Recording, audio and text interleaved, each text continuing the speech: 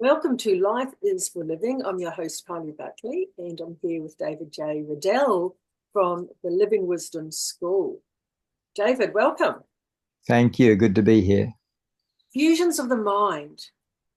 Now, can you talk to us about that, about the welding together of opposing ideas or emotions and how it causes confusion? This is one of the four giants of living wisdom.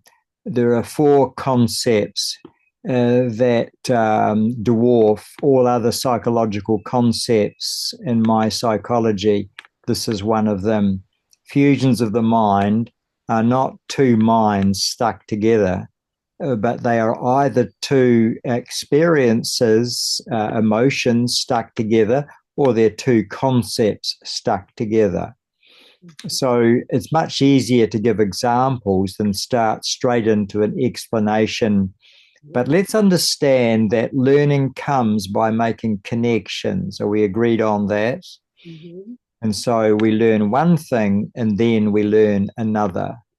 We learn about tone and music, and then we learn about pitch, and then we learn about timing and rhythm and the scales and the octaves. It all gets built one on top of another. But the context often rubs off onto what you're learning. So if you were learning the piano or the keyboard under an angry or impatient teacher, then probably you've got an emotional fusion between learning music and feeling ashamed, embarrassed, and frightened or stressed when you're at the keyboard, anticipating anger. So that becomes an emotional fusion. And that applies to mathematics and arithmetic, social introductions, public speaking, driving a car, having a debate, having an argument, being around anger or trying to be assertive. All of these things are welded to something else. And if it's a positive thing, you're going to be fine. If it's a negative thing, you're going to be crippled. But those are one category of fusions, and they are emotional fusions. They apply to anger and sexuality and confronting people and assertiveness and goal setting and tidying the house and doing the weeding. All of those things have their emotional connections. Let me mention the other category now, which is perception or conceptual fusions. I was probably in high school learning about evolution when I realized that my biology teacher had fused together variation within species. Within species to adaptation within species. And so evolution and variation had been confused. Evolution and adaptation had got confused. And I realized that he couldn't actually make a clear distinction between the two. And then I realized that my biblical friends couldn't distinguish between the Bible as inerrant, which is to say it is without any error whatsoever, and reliability. So inerrant meant utterly reliable, and errant meant unreliable. I also understood that there are many kinds of conceptual fusions that cause people to go a little bit crazy when they're debating or arguing. I myself was in the near past accused of being a conversion therapist. But when I looked up the word conversion, there was no aspect of coercion, force, or pressure in that definition whatsoever. And so people got very intellectually confused, as they often do in society, actually.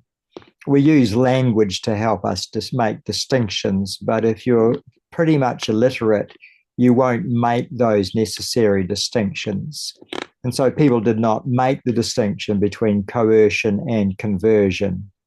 I wouldn't last a week as a therapist if I involved myself in coercive practices. But if a client wants to discuss moving from heterosexuality to homosexuality or the reverse order, I will happily discuss that with them and look at the ramifications and the ethics and the morals of it. That has now been outlawed in most Western countries because of the furore and the hype that went along with transgender dysfunction. And transgender itself, of course, is another fusion. It is not possible for a person to change their gender. All they can do is try their best to imitate the gender they desire. And it's always a failure biologically anyway. So those things cause great chaos in our society. And my job is, first of all, to recognize there is a fusion operating in this person's mind, whether it be of the emotions or of the concepts, and then show how it's tripping them up. And when people are quite quizzical or claim to have no kind of fusion, I say, no, I'm sorry, you can't get away with that. I've never failed to find these confusion-causing fusions in my clients' minds ever. No exceptions, not even you. And so when they challenge me, I say, okay, let's just answer me a few questions. I said, in a marriage, what's the difference between a covenant and a contract? Is your marriage vows, a contract or a covenant? And can you distinguish the two? Usually the answer is no, they can't. And then I go on to say, now engineers know there are 7 different kinds of strengths, and you can't be an engineer until you're crystal clear which strength you're talking about. Do you know what those 5 different forms of strength are? No, they haven't a clue. I say, now in statistics, there is median averages and mode averages, and mode averages. I say, can you distinguish those 3 averages for me?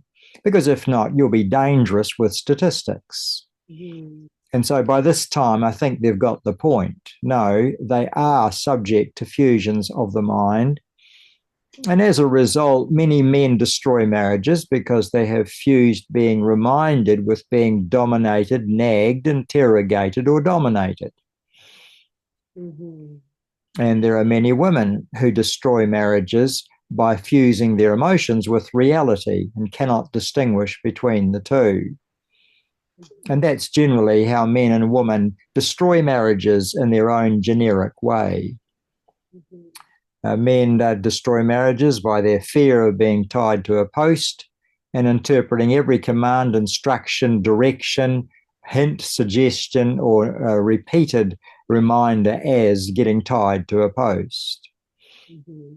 And that's how women accuse men of being inconsiderate, unfeeling, and unempathetic when their husbands are not approving of all of their feelings and emotions. Mm-hmm. So we're tricky creatures, humans, and the mind is far trickier than most people realize. It's quite capable of leading you a merry dance, more so if you understand neither fusions nor emotion-based reasoning, nor default moods, nor unbearable feelings. In fact, to me, it's a wonder anybody can succeed in life if they do not clear out the garbage and take out the trash. Yes. I'm hoping this is making sense. I'm doing my best to explain extremely complex concepts in the simplest terms that I can do. And you're doing good. Well, let's read some of them that we have in your book so that people can get an idea. Because, one that I have pops up with my youth a lot is when observing unpleasant realities is confused with hate speech. Sometimes, especially in the generations between my generation and my children, they'll look at it as hate speech. Well, I'm just stating a fact. That's right. And that's one of the most dangerous fusions in society today. And it's the result of propaganda and the result of programming. And it's what universities and high schools are engaged in these days. They're engaged in propaganda. and they're engaged in ideolatry, if you like, idealisms. And the result of that is that the students are mimicking and parroting, but they're not actually thinking. Mm-hmm. That's right. They're not thinking because normally it's just a very basic thing. And my concern is that with hate speech laws being ushered in various countries in the wake of, all sorts of devices, if you like, the problem comes that I hate your hate speech because you disagree with me. And in fact, what I'm hating is what you're saying. I'm not actually being hated on by you, but it feels like it because you're daring to disagree with me and you're uttering a contrary opinion or a contrary idea. And because I feel upset about that, it must be hate speech. And I've made up my mind. Please don't argue the facts with me. Mm-hmm. Yeah. Okay, another one. When the dark is indistinguishable from danger or abandonment. And perhaps your introduction to dark as a child made it indistinguishable from danger. And perhaps a big brother teasing you or a big sister frightening you. Or perhaps too many horror movies as a child on TV or at the movies. And the result of that is that darkness is always sensed as a big threat and a big danger. And it was common knowledge before electricity was ushered in that children often burnt their parents' house to the ground by keeping the candle going all night and then falling asleep because they were afraid of the dark. Wow.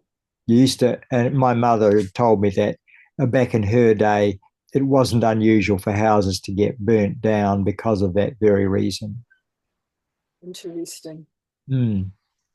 Being tidy and organized feels like being predictable, boring, or controlled. Yeah, some people don't do neatness. They don't want to be called a neat freak. They don't do being highly organized. They see that as somehow killing to their inspiration. They see discipline as an enemy of enthusiasm. And as a result of that fusion, it's working against their attempts to get controlled and get organized. And if they don't get this one sorted, they're in danger of being slapped with a misdiagnosis. Any ideas what it will be? ADHD. Thinking that. And so that's a real problem too. Whereas, in fact, they are actively opposed to being organized at some level because of what it's welded to or fused to. I use those terms interchangeably. I guess you realize that a weld and a fusion are the same thing.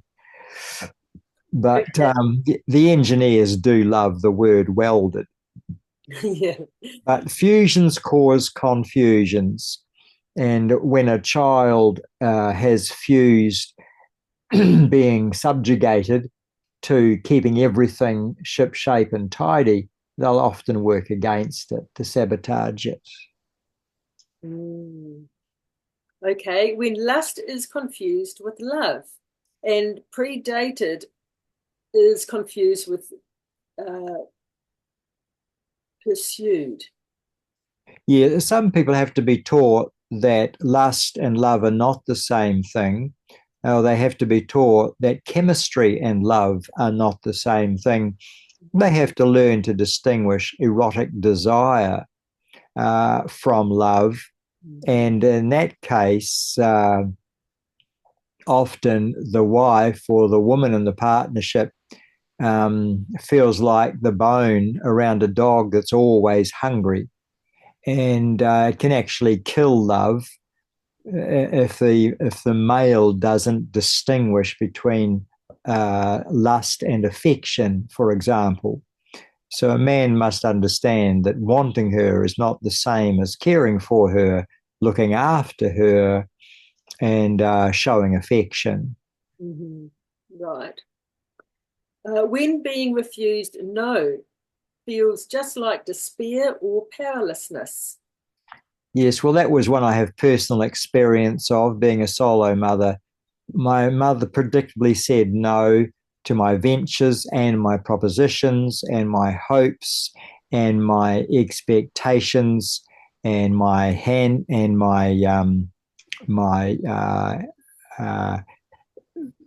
all my ideas seemed to get crushed because she didn't have the time or the money or the energy. And so pretty soon, as an adventurous boy, I learnt not to even ask, because no and never were really the same thing in my mind. Mm. And a lot of husbands, I would say, are not completely safe if their partners say no to them, because what he hears is never, whereas what she means is not right now. Mm-hmm. And that's a big problem for men. And I think, a big problem for women, if you like, is uh, confusing his absent-mindedness or his degree of focus with her being shut out. Mm-hmm. When he's focused, she can be tempted to indulge in the feeling of being shut out. And if she confuses the two, then whenever he gets focused, whether it be on a job or just reading the newspaper, she starts to feel ignored and abandoned. Mm-hmm. And so there's a problem in the making right there. Mm.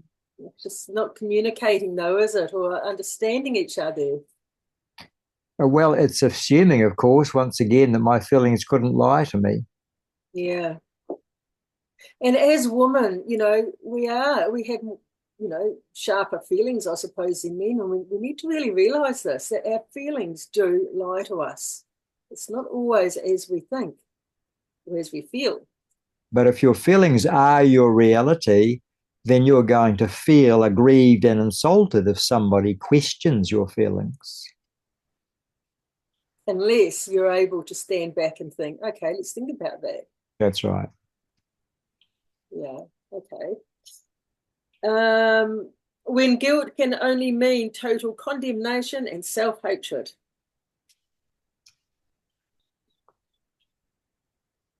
Can you read that again? When guilt can only mean total condemnation, self-hatred. Well, this is often the case for the difficult person, the irregular person, the crazy maker, the oppositional, defiant child, for example.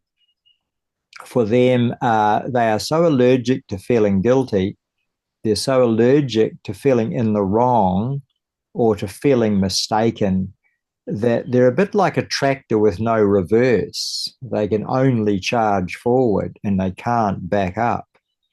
And everybody knows how useless a tractor would be if you could never put it in reverse. And so if you, as a human being, as a partner, a spouse, an employee or employer, can't back up for fear of being a fool or fear of taking instruction and becoming invisible, some people have fused taking instruction as becoming meaningless or valueless or invisible. And it's such a bad fusion, this one, that it means that they're going to bristle whenever they're told to do something that they conceive they have no choice in the matter. Mm-hmm. Those people do not have good track record as employees, as you can imagine. That's true, yes. They certainly don't make good spouses. No, I wouldn't think so. When faith is misunderstood as fatalism or weak-mindedness. Well, that's right. I mean, I've been accused of having Christianity as a crutch, because if I have faith, I must be weak-minded. And I've watched many of my spiritual brothers and sisters act as fatalists simply because they had faith in the providence of God. But Christian faith is certainly not fatalistic. As history shows, Christians are the achievers and the progressors. But when people do get a wrong concept of faith, they can become fatalistic. And they can end up basically rudderless ships. They can end up stalled. It's like watching somebody who has a panic attack on a tightrope. They can't go forward, they can't go back. They're not sure what to do because they've lost their own initiative. They've become fatalistic. Mm. And that in itself becomes a fusion, that faith, Christian faith and Islam faith, for example, mean that you lose your own initiative. Right. When confident is only perceived as arrogant. Yeah, this is particularly a problem in countries known for the tall poppy syndrome. Anybody who speaks too confidently is deemed to be cocky in the narrative of the people, and therefore must need taking down a peg or two. I remember as a teenager, I was cocky, I was certainly self-confident, and I discovered very quickly that girls often resented that and made it their personal mission to take me down. Why they needed to do that, I was never quite sure, because sometimes women found that self-confidence attractive. And I remember saying to Mother, I wish they'd make up their mind. Do they like a self-confident man or don't they? And she said, I'm a woman and I'm still undecided on the subject. I think the problem comes if you've fused a self-confident man with an unteachable man and a proud man, or if you've confused a cocky person with a arrogance, then they've got a real problem. And to work out whether they're confident or arrogant is a mystery to many Kiwis. They just simply can't do it. Mm. When feeling unheard is overlaid with feeling powerless or non-existent. Nobody likes to feel ignored. Nobody likes to feel unheard. But not everybody has an emotional reaction to it that brings the house down. Mm-hmm. I don't like to feel unheard, and I have various ways of assertiveness to make sure that I am heard, but not by scathing or sarcasm or yelling or anger. I don't need any of that stuff to be heard. And if it's obvious to me that I'm not going to be heard because this person has been deafened by their own hidden agenda, deafened by their unbearable feeling, or deafened by their fusion, I don't mind. I can usually come up with an empowering question to crack that nut. But no, you have to be able to sit with the feeling of being unheard sometimes and not let it rock your world, because the most important person in the world to you simply isn't listening. And if that's an unbearable feeling, I want to find that in pre-marriage counselling, and I want to equip the person to be ready for it. Mm-hmm. Definitely. Okay, one last one. When feeling misunderstood is overlaid with punishment and rejection. Well, I was misjudged repeatedly as a child, and it almost always resulted in a detention or a punishment or a physical blow or yelling. And after a while, I began to get quite hypersensitive to how people were misinterpreting me and how they were misconstruing me. And I began to do what we call playing both ends of the court, didn't I? I'd have to take care of my response, but I'd also have to take care of their view of me. Mm-hmm. Sometimes I would be at pains to try and explain to them that they had got the wrong end of the stick and that I was not the person they were representing me to. And sometimes I'd just put my walls up and think, well, who the hell cares anyway? And what's the use of trying to explain? And let's just ignore them and try and pretend they don't even exist. Mm-hmm. So that can be a real issue, certainly. I've had to make friends with being misjudged, and my job as a speaker, as a theologian, as a counselor, even as an evangelist, I'm aware that I will be the butt of projection of people's utterly inadequate narratives who are also quite unaware that their own narrative is utterly inadequate to cope. Even just telling people that I'm a Christian and a psychotherapist can be enough to get their hackles up or to become the butt of their inadequate narrative. You need a fairly thick skin in this job, Kylie, and I think I'm developing it. You think so? I hope so. Awesome. Hey, well, thank you today, and we'll leave it at that. Life is for living, guys. Let's start thinking about our thinking. You And know, may I add, for living the living wisdom way. yes, the living wisdom way. Yes, from living wisdom course up in Nelson. So let's question our thinking. You know, where do we have fusions? Let's think about what we think about. It's Yes. And with these fascinating. courses run in different parts of the world as well. So if people want to inquire further, they can just tap into the Living Wisdom homepage. Excellent. It's well worth it. I mean, you only get one shot at life. Thank you, Kylie. It's Best that you the can real do, thing. guys. Yeah. Okay. See you later. Bye bye.